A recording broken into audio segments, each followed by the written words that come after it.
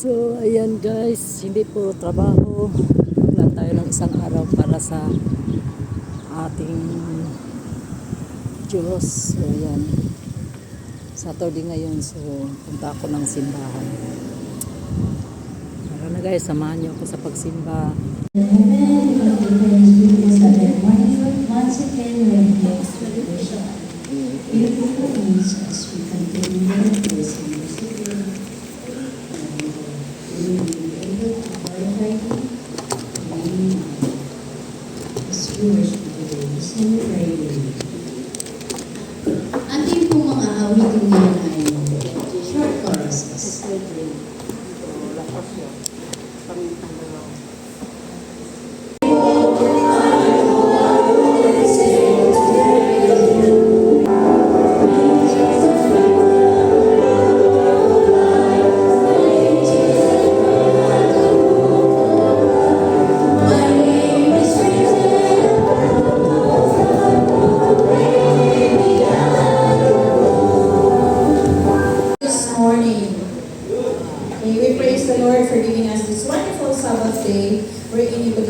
Worship God and fellowship with our brothers and sisters in Christ. Amen?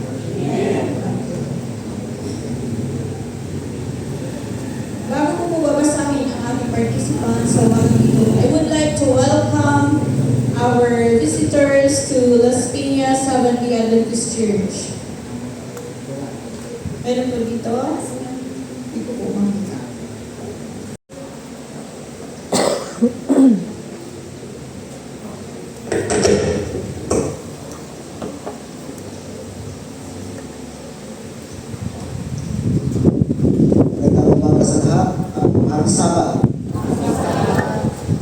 Ngayong umaga po, atin pong pag-aaralan yung pang-12 nating leksyon. Ito po ay living with each other. Sa Tagalog pa, mamuhay sa isa't isa.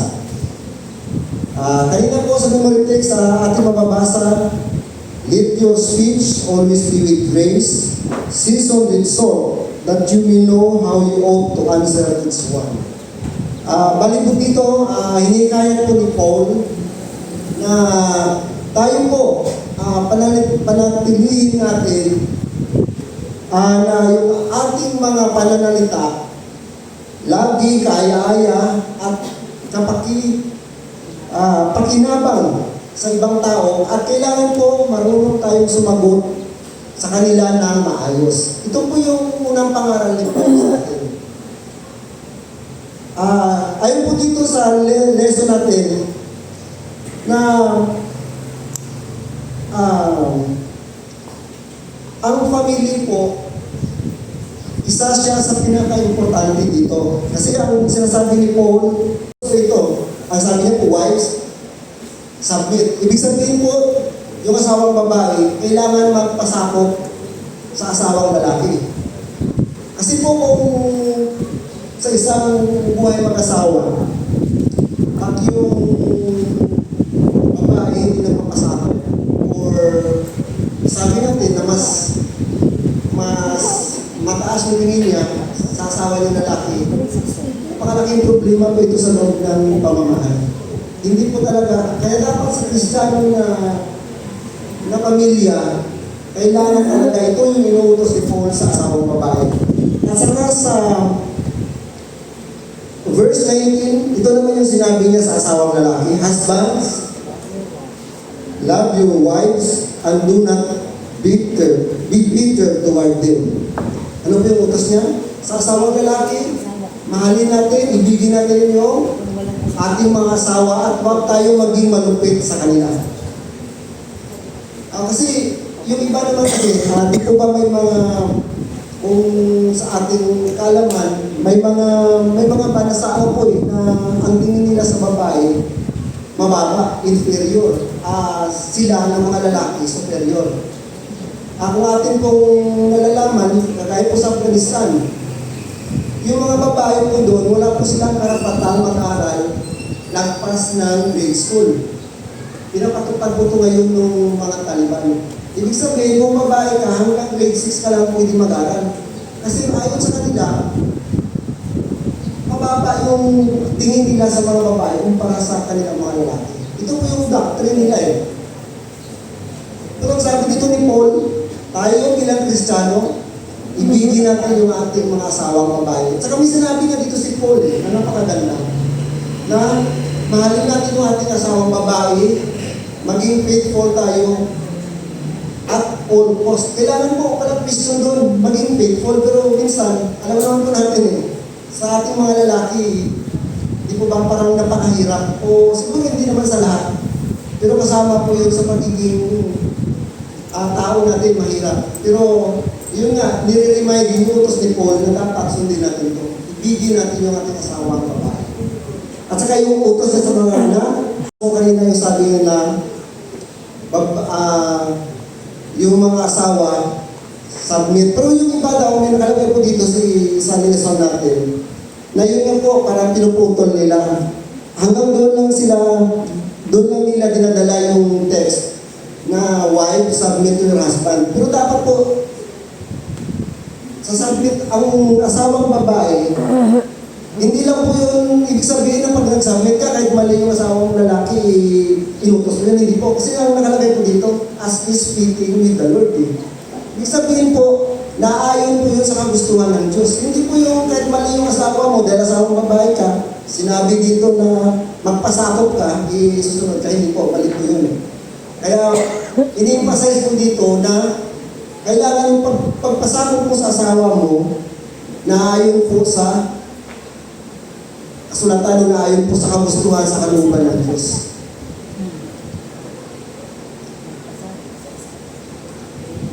At saka sabi po dito din na kailangan yung Christian family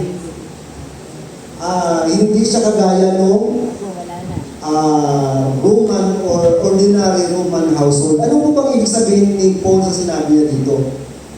Ay ibig po sabihin na ang Christian family dapat po God-centered tayo. Bilang Kristiyano, yung pamumuhay natin laging nakasentro sa Diyos. Yung mga practice na mag-worship, mapanalangin, lagi mag-pray. Kasi po at saka dito po importante sa isang pamilya, yung mutual respect. Respeto po, kahit po minsan may mga naririnig ako pag anak ka daw, wala kang karapatan kasi anak ka lang, hindi po dapat yun. Dapat, sa loob ng pamilya, sa loob ng bahay, may respeto sa isa't isa, mag-asawa, sa nanay, sa tatay, at saka yung anak, ganun din po. Hindi po porkit anak na yun, manahimik ka na lang, wala kang karapatan, di ba? Hindi naman yung bastos na pagsagot sa magulang, pero dapat nire-respeto din natin yung ating mga anak.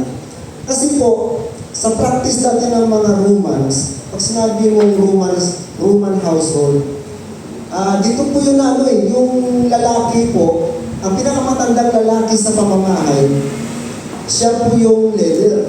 Siya lang po may karapatan. Kahit na po yung buhay ng anak niya, siya mag-design, hindi ko papapatay na po, hindi po. Nakalagay po dito Ito po yung tatawag nilang pater familia. Ito po yung practice ng Romans.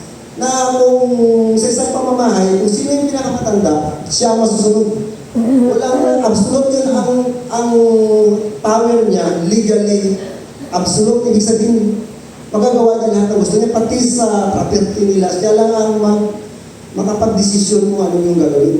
Kaya sabi ni Paul, ang Christian family dapat hindi ganito. Dapat naiiba tayo. Iba tayo doon sa panahon nila na yung mga Romans, ganun yung takbo ng pamilya nila. Ang tinuturo ni Paul dito, lalo ito sa mga taga-Colosas, iba po. Ganito nga po, kailangan maging God-centered family ang isang Christian family. Diyos po lagi ang nasa gitna natin. Kasi siguro, pag ang isang pamilya, nakapokus ka sa doctrine, sa pagsunod sa Diyos, napakayos parang walang problema kung tutusin. Pero dahil nga po hindi naman tayo ganun wala nga tayong nasasabi nga, wala namang perfecto, talagang nagkakaroon po tayo ng mga pagkakamali. Pero binibigyan din ni Paul na hanggang maaari po, dapat ganun tayo, dapat.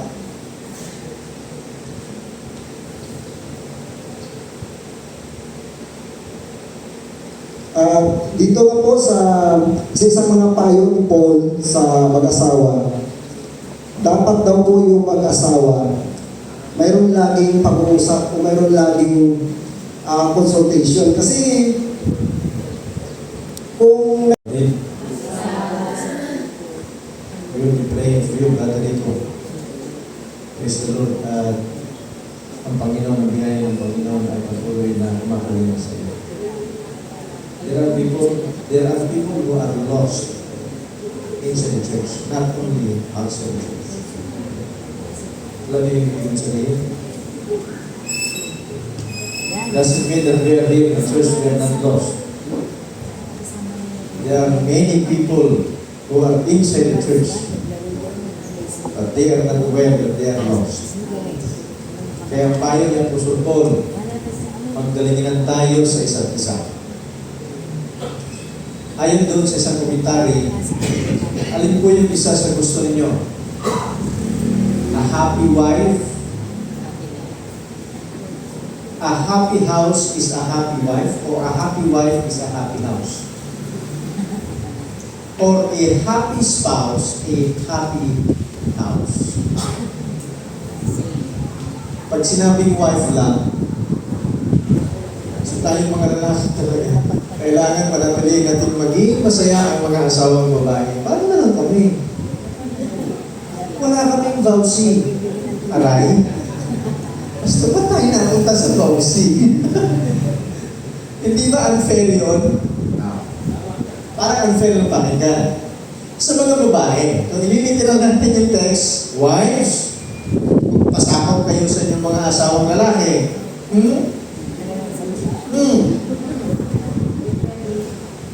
Oh, meron na rin depende. Sinasalungan nyo talaga yung Biblia. Ako po, problema talaga ito. Ito parang magkakagulo na tayo. Kung ililiteral natin yan, na talagang kailangan lang ang mga babae magpasakot, unfair talaga sa inyo yun. Pero ano bang gusto sabihin niya Apostol Pablo? Hindi nagkulang sa Apostol Pablo, sabi niya, wives, magpasakot kayo sa inyong asawang lalaki. Ops, mga lalaki, hindi nagtatapos dyan. Ano pang sabi? Love your wives. Ops, huwag mong abusuhin na nagpasakot yung asawa mo, ay aabusuhin mo na lang. Pero hindi ibig sabihin kayo lumabas yung vowsy. To reinforce lang talaga na kailangan matuto mga kalalakihan.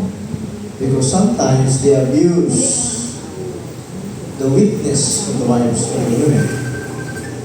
So nakita ko dito mga kapatid nandito yung unity sa buong pamilya, sa mag-asawa. Nandito yung cooperation ng bawat mag-asawa. Anyway, marami tayong mga paraan kung paano kayo nag-uusap sa inyo mga mag-asawa. In terms sa mga decision making. Marahil yung pamamaraan namin ay hindi angkop sa inyo. Kasi dito yung unity, dito yung cooperation, submission. Marahil yung paraan ninyo ay hindi angkop sa akin. There are many ways to solve the problems. Kaya magpasakop. Kasi pag hindi magpapasakop ang babae na, alam niyo yung merong desisyon ng lalaki, sasalong natin ng babae. Alam niyo yung I want to be honest with you. Magto 2 years pa lang kami ng misis ko. And I remember, natawa ako. I remember doon sa council na the first 3 years, there's a great controversy. Naka-experience po kayo? Yan ang gusto ko sa inyo, napakatahimik. Hindi ko alam kung iniisip mo. Sobrang tahimik naman. Naka-experience nyo yung great controversy first 3 years? Good to you, hindi nyo naranasan. Kung naranasan nyo, ay pareho tayo. But it doesn't mean na hindi compatible, you are not compatible with each other, hindi maganda na kayo pa kayo magsama. Hindi yan yung idea doon. But of course, sabi nga doon, imagine, magkaiba tayo ng pinanggalingan, magkaiba tayo ng upbringing, tapos pinagsama tayo. Yung normal na nag-aaway tayo pa. Sinasabi ko kay misis ko, mga kapatid, buti na lang wala siya. Pero hindi ko sinasabi, tinisismis ko siya. Sinasabi ko sa kanya, Mami, ganito lang tayo. But remember, hindi ito yung parang para tayo ay maghiwalay. Sinusubukan yung character natin. Remember, galing ka. Yung this word, alam niyo yung this word, Barangay at Bisaya, ako sa putang talaga. Barangay niya, matapang. Yung Bisaya, hindi gano'n. Iba yung upbringing ko, mga kapatid. Iba yung upbringing ko sa family. Kaya minsan, ipalala talaga ng Panginoon na magpasakop sa isa't isa, not only the wives will submit to your husbands. Kaya mga kapatid, isa sa pinakamahalagang palala ni Apostol Pablo, kagaya ng tayo ay pinagmumunahan ng Panginoon at tayo ay nagpapasakop sa Kanya, hindi ba pwede magpasakop tayo sa isa't isa? At sa ganung kaparaanan tayo ay matuto sa mga spiritual na bagay. Let's go to the children. Sino dito ang nakaranas na grabe yung effort sa family, lalo na sa pag-train ng mga kabataan, yet wala sila. Wala. Morning worship, evening worship, ano ba? Simba dito, simba doon. Pero hindi naman kayo sa church yung anak. Meron din naman iba na, yung parents namin walang worship, pero nandito kami ngayon. Nandito kami sa church. Ano ba ang mali doon? Kasi minsan yun yung struggle natin, di ba? Kung paano palakihin yung mga bata. Yes. Sabi doon sa ni Apostol Paul, mga magulang, huwag niyong mahiyaan na kapag gagawa kayo ng isang bagay, magagalit yung anak ninyo. Saan ang paraan? When you talk to your children, napaka-high pitch. At dahil sa emotion yung nangunguna sa atin, papaluin agad na hindi na kondisyon ng utak ng bata.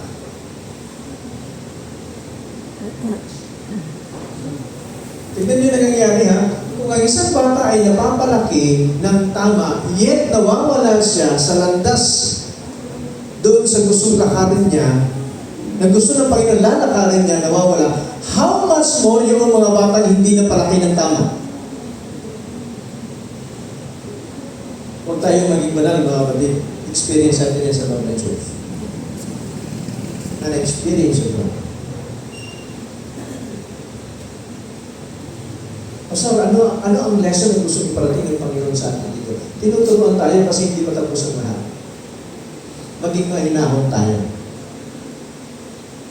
Gusto pa, ano ang magiging mahinahon? Ganito ako eh. Talagang hindi ka magpumaro. Pag-iisipin mo talaga na ganyan ka na. Tama? Sumagot naman kayo. Bakit isipin nyo yung worship natin ay kailangan tahimik at walang interaction? Napakalamyan naman ang worship natin.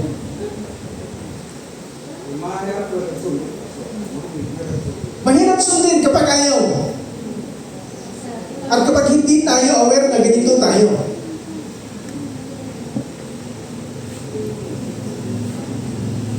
Ako talaga, actually kanina bago ako ulit na bago ko yung anak ko.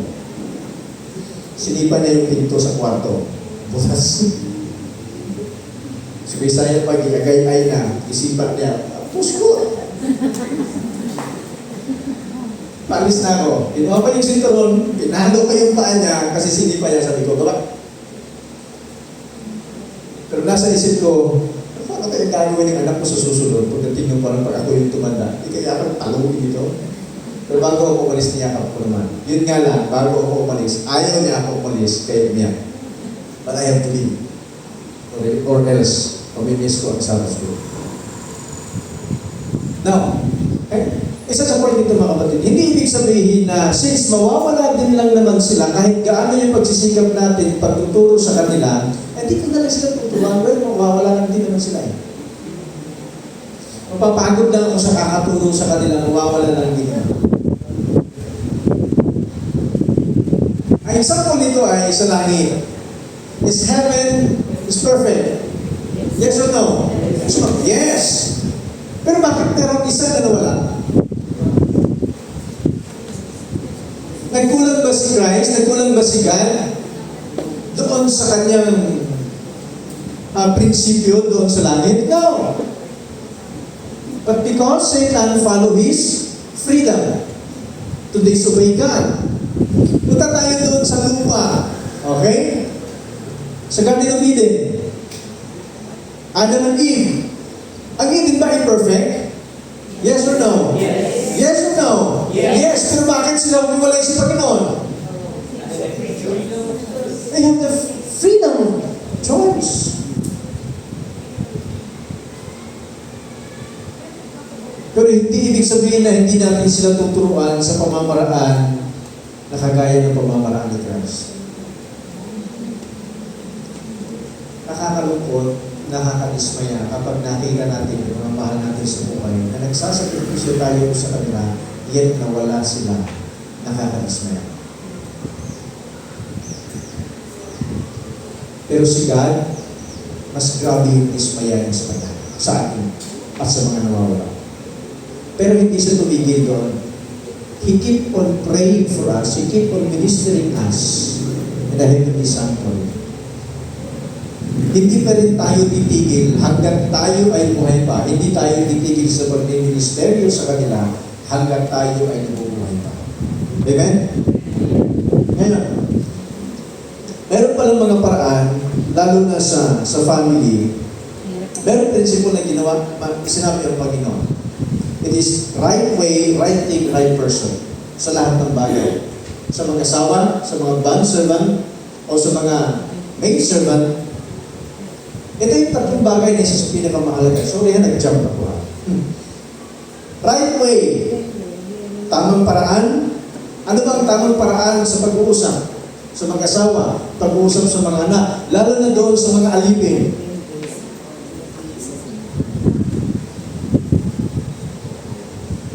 Paano? Tatayo ka na parang authoritative ka na they are only just alipin. Pero sabi niya po, Paul, tatandaan mo, ikaw ang amo pero may amo ka pa sa langit. Kailangan may ipakita ang humility, ipakita ang respeto sa isa't isa. Kasi ang bawat isa, mananampalataya man o hindi, ginawa sila ayon sa pangis ng Panginoon. They are God's property.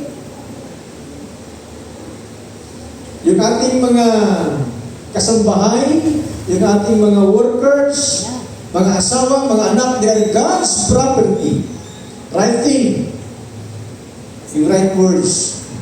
Kahit nandun yung pagpapakumbaba, pero hindi naman tamang bagay ng sinabi, hindi rin maganda.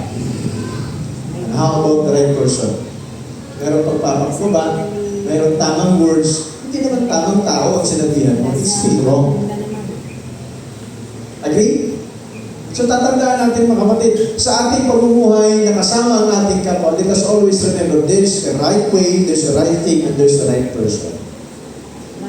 Lahat tayo nag-i-struggle sa mga bagay na ito. Tayo mga kasalanan, nag-i-struggle tayo kung paano tayo, at least umangat na lang, Lord, umangat na lang. Kawin tayo na kailangan natin umangat. Yes or no? Yes, praise the Lord. Kung nandun sa atin yung, Lord, at least umangat pa lang yung buhay ko, yung character ko nakagaya sa inyo. Away tayo kung gaano tayo kalala. We have the desire na, Lord, please, pag-uwi mo po. To become Christ Lord. Para yung aking mga salita ay may laman, may lasa, may pakinabang sa iba. Yung aking sasabihin sa aking kapwa, may lasa, may laman, may pakinabang. At higit sa lahat, makapagpasigla, magpapalakas sa lahat. Kapasama.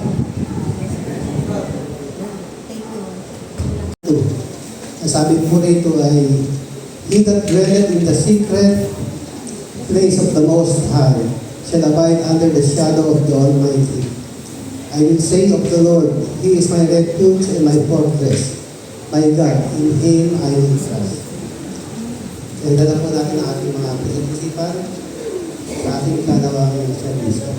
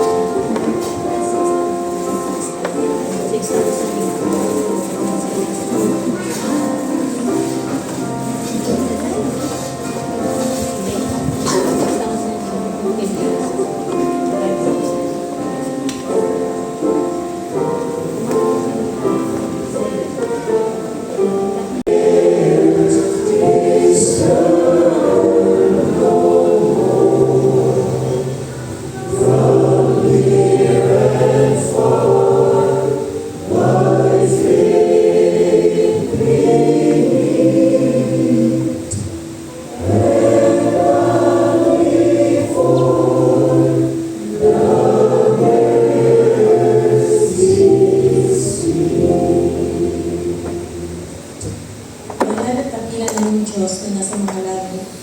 Panginoon, narito po ng bayan, puso ng papasalamat sa inyong walang hanggang kabutihan at pagmamahal. Maraming salamat, Panginoon, sa mga biyaya at pagpapala sa buhay, lakas at kalusugan. Maraming salamat, Panginoon, sa araw-araw na patnubay at proteksyon na ipinagkaloob niyo sa amin. Sa umagang ito, Panginoon, naway puspusin niyo po ang bawat isa na sa amin ng inyong banal na Espiritu at buksan ang aming mga puso at isipan upang ang mga mensahe na aming mapakinggan sa umagang ito ay lubos namin itong maunawaan at aming itong may isang buhay at magiging dagdag tibay ng aming pananampalataya sa inyo. Nilapit din namin, Panginoon, sa inyo ang aming tagapagsalita sa umagang ito na si Sister Gina. Naway, puspusin niyo rin po siya ng banal na Espiritu. Bigyan niyo po siya ng karagdagang karunungan, Panginoon, nang sa ganun ang lahat ng kanyang sasabihin ay nanggagaling at naaayon lamang sa inyong kalooban. Amin rin nilalapit sa inyo, Panginoon, ang aming mga kapatiran, mga kamag-anak, kaibigan at kakilala, Panginoon, na iba't ibang uri ng karamdaman. Kayo na po bahala, Panginoon, at humipo sa bawat isa sa kanila at naway ang iyong biyaya at pagmamahal ang siyang maging pag-asa ng bawat isa. Pagpapalain niyo po ang bawat isa sa amin, Panginoon, at tulungan na maging matatag na sa anumang hamon na dumating sa aming mga buhay ay malalampasan namin ito. Gawin mo po ang bawat isa sa amin na maging inspirasyon ng inyong biyaya at pagmamahal sa aming kapwa. Tulungan niyo po kaming maging matatag at maging tapat sa inyo hanggang sa inyong muling pagdating. Patawarin niyo po kami, Panginoon, sa aming mga nagawang pagkukulang at pagkakasala sa isip man, sa salita o sa gawa. Ito pong lahat ay aming pinasasalamatan at hinihiling sa pangalan ni Jesus na aming tagapagligtas. Amen.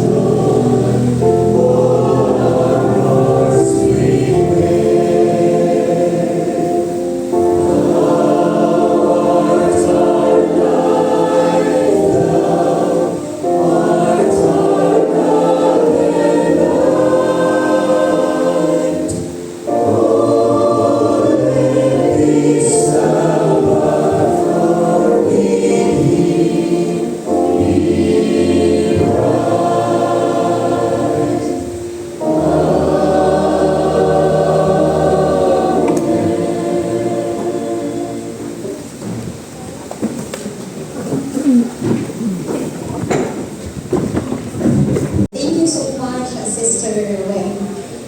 Personally request ko po yun. Sabi ko sa kanya, magkinanta niya yung hindi ako iiyak. Okay.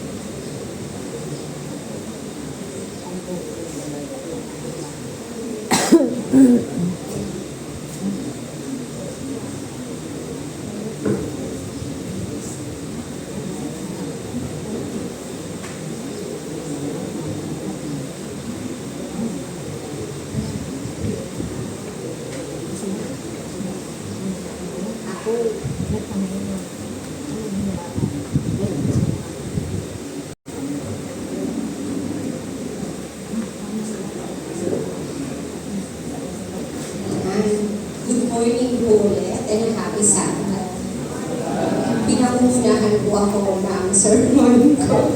Okay, ang title po ng aking sermon for today is Ready for the Blessed Hope. Ito po ay galing sa tala, sa 2 Titus chapter 2 verse 14. Pero bago po tayo pumunta sa aking actual proper sermon, ako muna ay may intro sa inyo. So I am going to share you a story that is real. Ayan.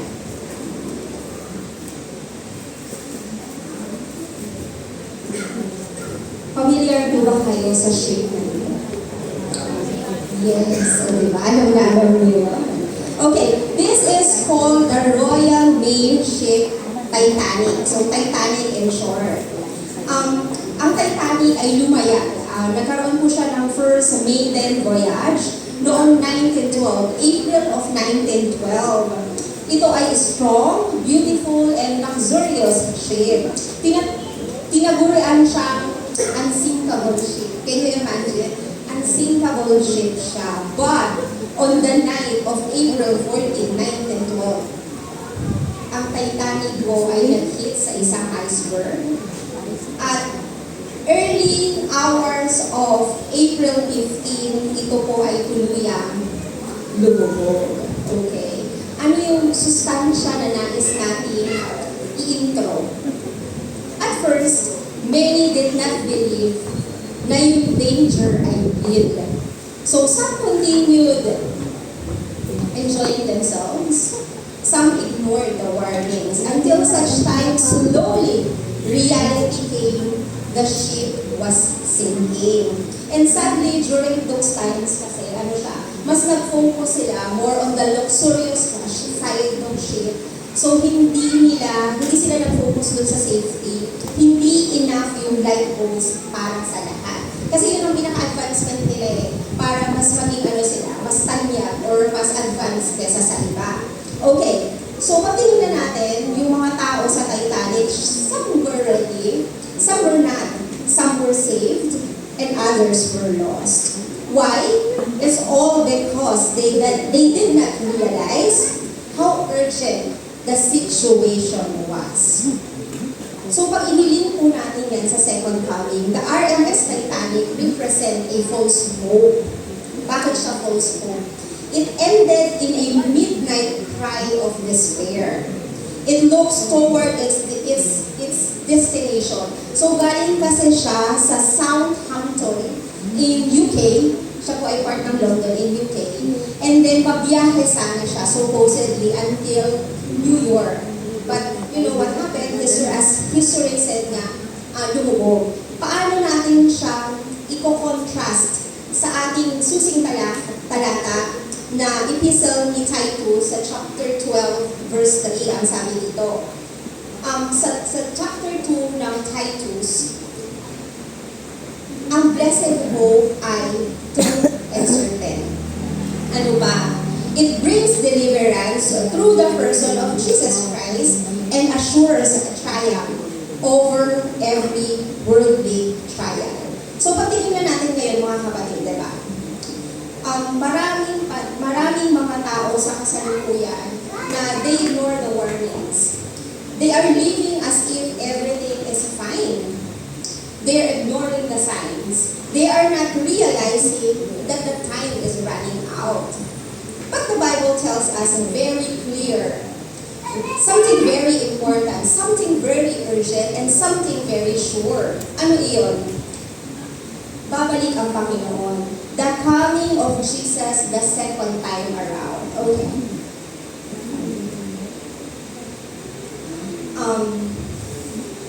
This was prophesied in Malachi chapter 4, verse 5. Akin pong babasahin. See, I will send the prophet Elijah to you before the great and dreadful day of the Lord comes.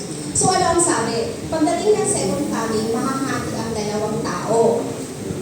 Kung titignan ninyo, di ba, yung Titanic, isang event, dalawa nangyari. May naligtas, may namatay. The same thing, likewise, in second coming, ganun din ang mangyayari. It's gonna be divided into two. So yung iba, they are happy, whereas the other part naman, they are not. Kasi So, tingnan natin. Meron pong tala na sumusuporta sa ating pong sinabi. So, this is in Luke chapter 17, verse 26 to 27. Ang sabi, just as it was in the days of Noah, so also will it be in the days of the Son of Man. People were eating, drinking, marrying, and being given in marriage up to the day Noah entered the ark. Then the flood came and destroyed them all. Isa pa po. In Matthew chapter 24, verse 37 to 39, sabi, as it was in the days of Noah, so it will be at the coming of the Son of Man. For in the days before the flood, people were eating and drinking, marrying and giving it in marriage, up to the day Noah entered the ark. And they knew nothing about what would happen until the flood came and took them all away. That is how it will be at the coming of the Son of Man. So, sinuport niya si Malachi chapter 4, verse 5. Isa pa. Ano yung kabila? Okay, yun po yung ating pag-aaralan. That is in Titus chapter 2, verse 13. Akin po uulitin. Looking for the blessed hope and the glorious appearing of the great God and our Savior, Jesus Christ. Di po ba ngayon, ano ba ang laman ng balita? Sige po natin, sige. Pagtaas ng gasolina. Ano ba po? Tumaas yung gasolina because of the war in the Middle East. So we are living in a world that is full of problems. Bakit? There are wars and conflicts. Sickness and diseases are everywhere. So, in conclusion, fear and uncertainty nandiyan. But the Bible gives us a promise that lifts our heart. And ano yun? It's the promise of the second coming of Jesus Christ. So everywhere we look, ang mga tao nagsisearch ng pag-asa. They are searching for hope. People are anxious about their future. They are afraid of what the war will bring. Some are silently carrying burdens that no one else sees. But the Bible tells us something powerful. We are not living without hope. Bakit? Ang sabi ni Apostle Paul sa Titus, merong blessed hope. There is a blessed hope. Paulit-ulit ko po ito. Sige, hanggang ma-memorize nyo bago matapos ang sermon ko. It's in Titus chapter 2, verse 13. Looking for the blessed hope and the glorious appearing of the great God and our Savior, Jesus Christ. So, dinivide ko po into 3 ang aking topic. So, this is first is the promise of His coming. Second is the hope in His coming. And the third is the preparation for His coming.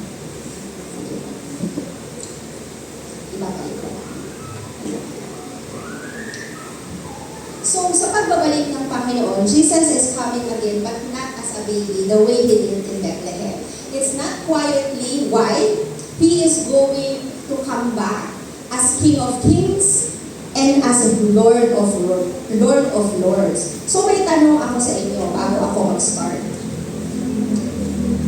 Ay, sorry mo pala, mali. So, the real question today is not, is Jesus coming?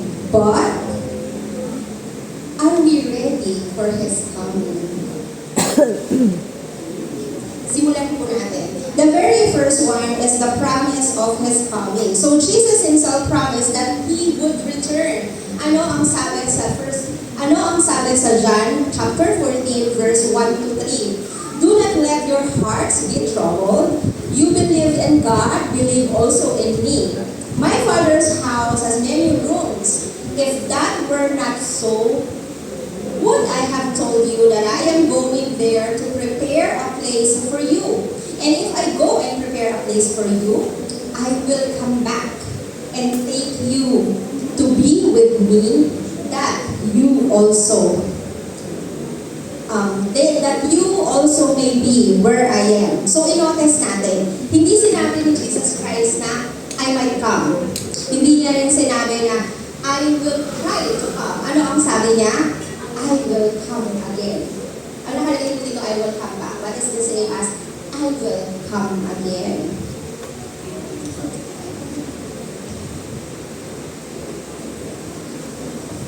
So, alam naman po natin, di ba?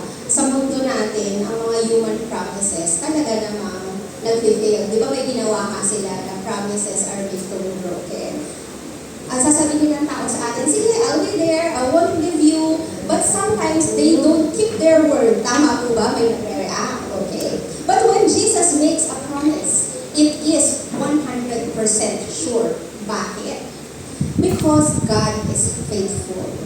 Because God cannot lie. Because heaven and earth stand behind His word.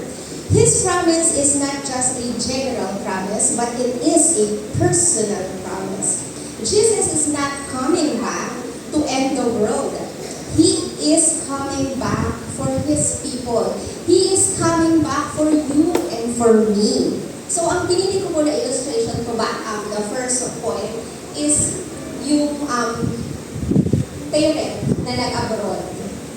Hindi po ba? Imagine a father who works abroad at sabi niya sa anak niya, anak, I will come back for you. So, ang anak naghintay.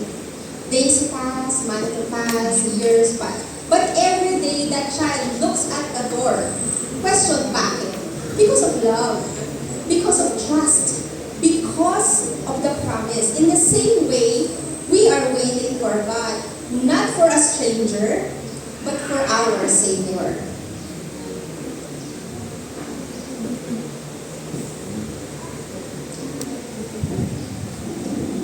Okay, when Jesus left this earth, the disciples were watching Him up into heaven. And suddenly angels appeared in Acts chapter 1 verse 11. Ano ang sabi ng anghel? This same Jesus who came, who was taken up from you into heaven, so will come in like manner as you saw Him go. This is the same Jesus who healed the sick. This is the same Jesus who forgave the sinners. And this is the same Jesus who died on the cross. He is coming back again. And the Bible says in Revelation chapter 1 verse 17, behold, He is coming with clouds, and every eye will see Him. Mga kapatid, this is not a secret as opposed to other denominations is claiming, di po ba? This is not Eden, but instead it is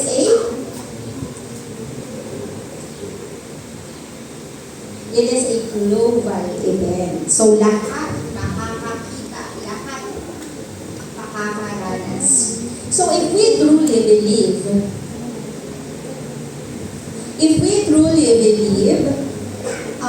with the promise, we will not live carelessly, but instead, we will live with expectation, we will live with faith, and we will live with readiness. Point number 2, the hope of His coming. Question, why is it called the blessed hope? Because this world is full of pain. Let's be honest, our life is not easy. Struggles are everywhere. Struggles are real. Pain is everywhere. Some families right now are dealing with sickness. Some people are struggling financially. And some hearts are broken. Sometimes we ask, Lord, when will this end? But what is the answer?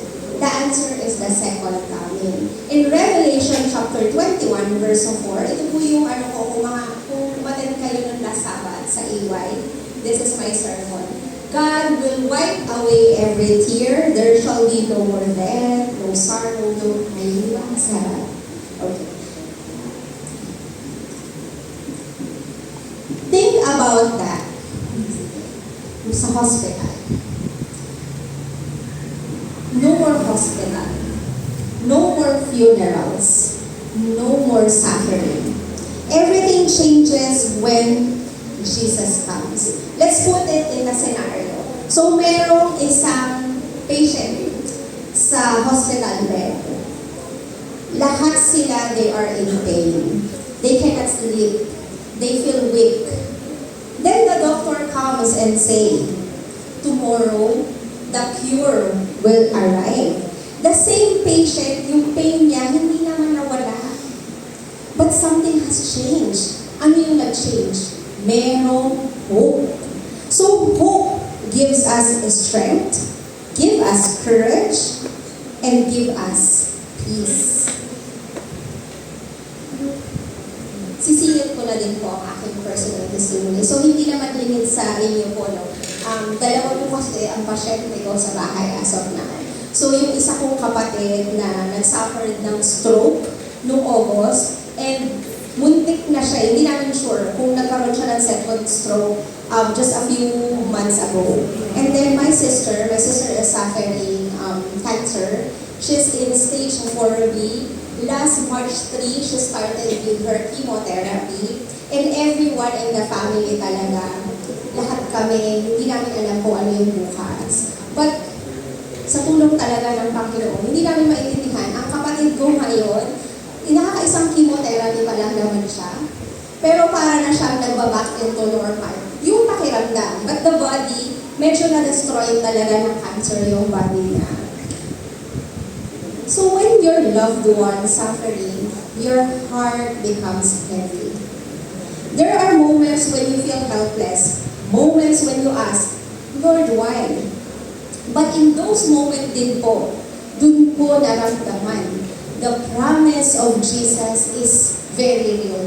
It becomes very real. Because the Bible says, in 1 Thessalonians chapter 4, 16 to 17, for the Lord Himself will descend from heaven with a shout. Pabagbadaliin natin. And the dead in Christ will rise first.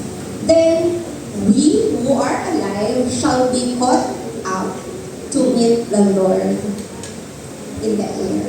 So yun po talaga yung pinanghahawakan namin na pangako. Ang sabi ko nga sa kapatid ko, hindi ka pa naman deads. So feeling ko, siya po kasi ay lingkod din ng Panginoon. My sister is, clerk po siya sa Bintog Paranal, Bulacan, sa Seventh-day Adventist Church. And then, naglilingkod sa Panginoon. So sabi ko sa kanya, malay mo, ikaw wala yung ginagamit ng Panginoon na mag-preach para sa mga cancer patient.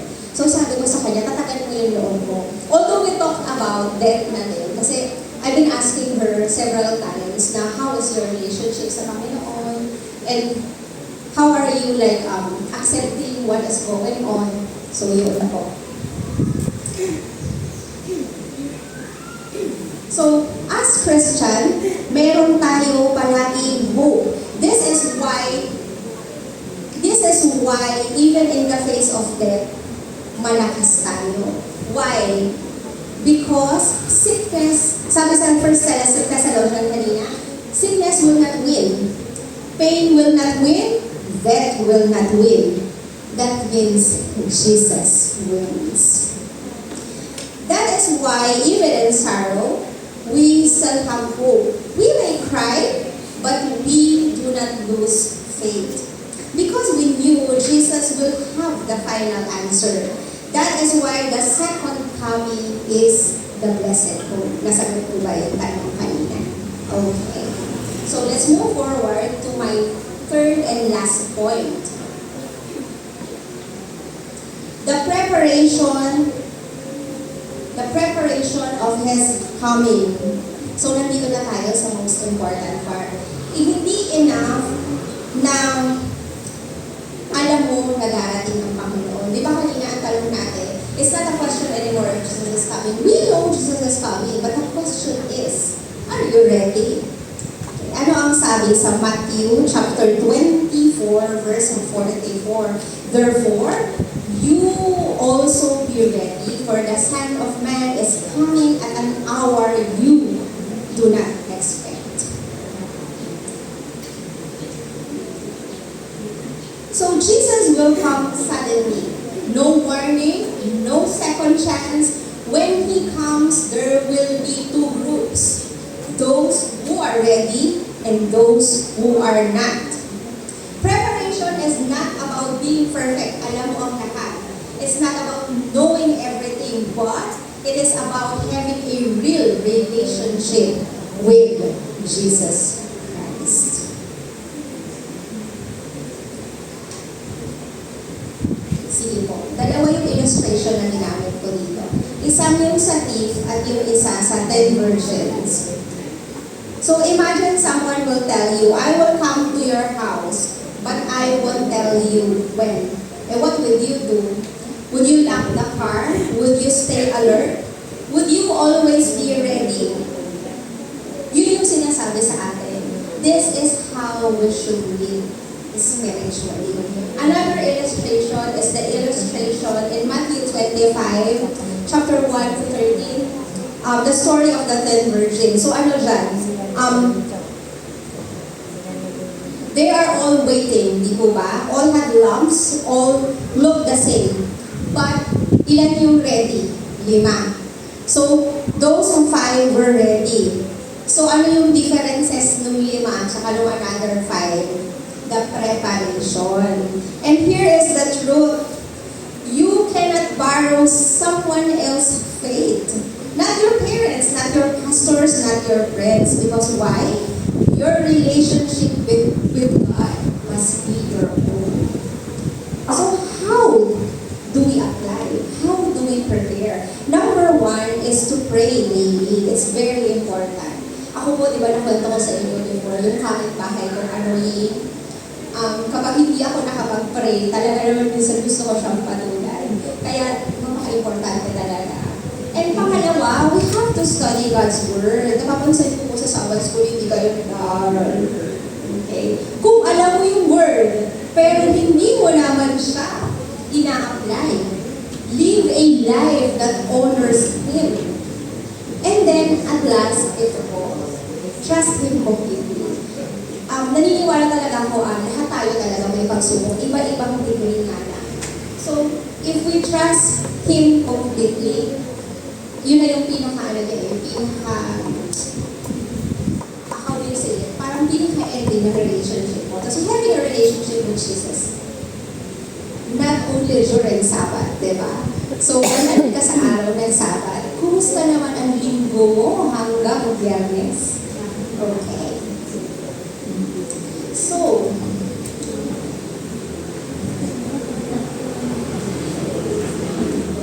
So, preparation is not just once a week, it is every day. Preparation is not about knowing the Bible prophecy, it is about having a relationship with Jesus every day.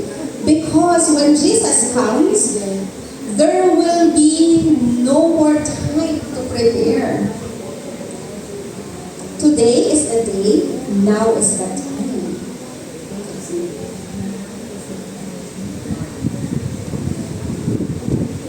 So my dear brothers and sisters, the world may be dark right now, but our King is coming. Jesus is coming to end suffering, raise the dead, take His people home. That is our blessed hope. The question is not if He will come. The question is, are we ready? Let me ask you today, ito yung question ko na iwanan sa inyo. If Jesus come tonight, would you be ready? That's the first question. Would you run to Him with joy?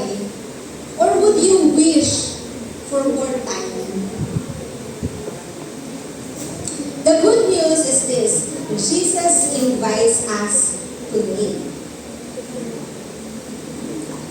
to prepare our hearts. He is calling us to trust Him, to follow Him, to live for Him, so when He appears in the clouds of heaven, we can say with joy, Lord, we have been waiting for You.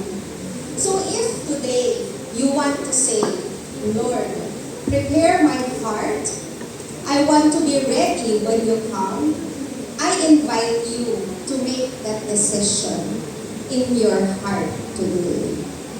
Because because the Bible promises God is coming soon. And this is my prayer.